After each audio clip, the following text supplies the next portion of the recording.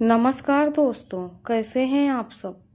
आशा करती हूँ प्रभु की इच्छा से आप सब अच्छे होंगे। दोस्तों, आपने देखा होगा कि हमारे जीवन में नित्य निरंतर दुखों के साथ अनेकों कष्ट भी आते रहते हैं। दोस्तों, आपने कभी सोचा है कि यह कष्ट क्यों आते हैं? इन कष्टों के आने का आखिर कारण क्या है? दोस्तों, कष्ट आने पर हम नर्वस हो जाते हैं और ईश्वर को दोष देते हैं और हमारे मन में तरह तरह के विचार प्रकट होते हैं।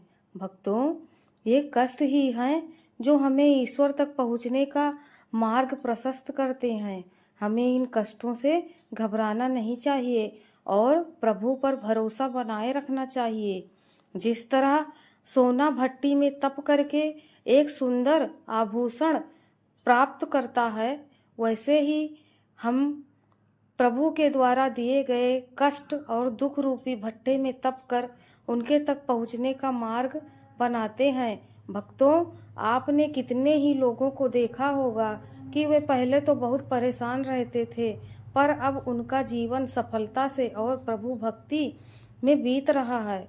मित्रों, कुछ तो हमारे कर्म होते हैं जिससे हमें ये कष्ट प्राप्त होते हैं।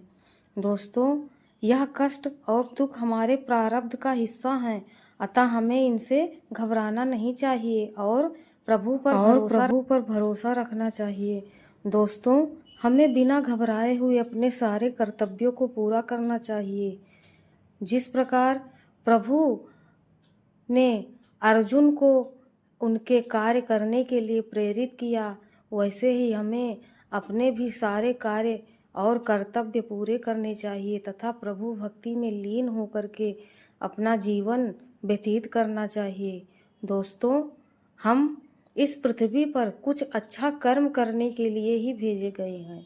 हमें नित्य प्रति अच्छे कर्मों में लगना चाहिए और दूसरों की मदद करनी चाहिए, जिससे हम ईश्वर के कृपा के पात्र बन सकें और अपने प्रारब्धों को काट सकें। धन्यवाद दोस्तों।